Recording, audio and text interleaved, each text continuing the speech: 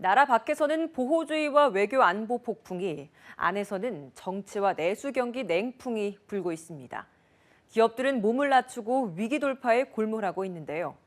지난 한 주 이 위기를 넘은 기업과 그렇지 못했던 기업 기상도를 살펴보시죠. 김종수 기자입니다. 한 주 기업 뉴스 리뷰 주간 기업 기상도입니다. 기업들에게 고난의 한 주였습니다. 밖에서는 수출길 막히는 소리, 안에서는 장사 안 되는데 조사받으러 나오란 소리만 들렸습니다. 물론 그런 환경 속에서도 잘 나가는 회사들은 있었습니다. 이번 주 첫 맑은 기업 삼성전자입니다. 주가 200만 원 고지가 코앞입니다. 이재용, 최지성 부회장 특검 소환에 사법 처리 전망까지 힘들 줄 알았더니 실적 주가는 딴판이었습니다. 작년 4분기 예상 훌쩍 뛰어넘는 9조 2천억 원 영업이익 내더니 주가 200만 원에 근접했습니다. 올해 실적도 훤하다는데 주당 200만 원이면 전체 몸값이 자그마치 280조 원이 넘습니다. 재벌들, 총수에 문제 생기면 회사 어렵다고 호소합니다.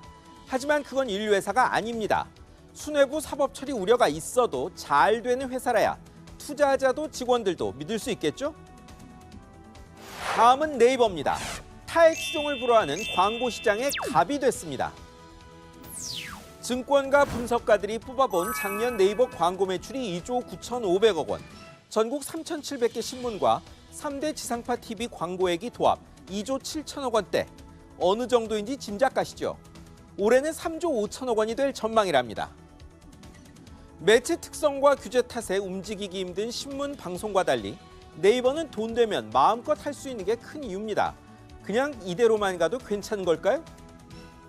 이제 흐림 기업입니다. 먼저 현대차 그룹입니다. 작년엔 판매도 줄었는데 올해는 미국발 태풍이 불조짐입니다.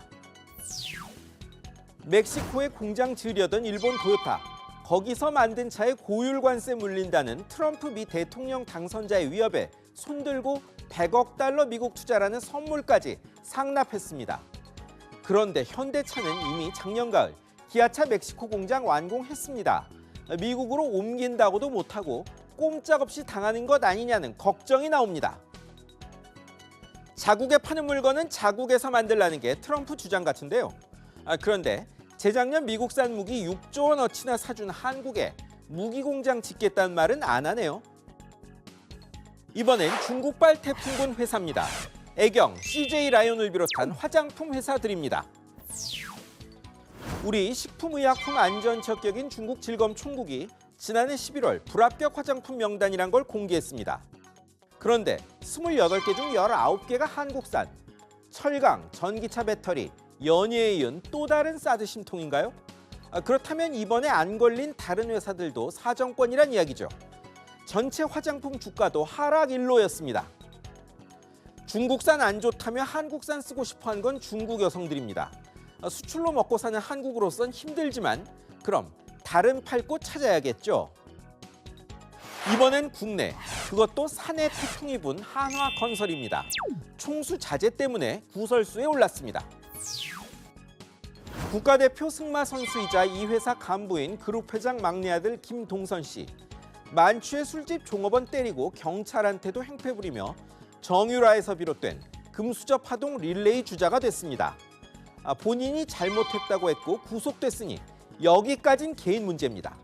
문제는 회사 임원들이 합의 등 뒷수습해줬다는 논란에 휩싸인 겁니다.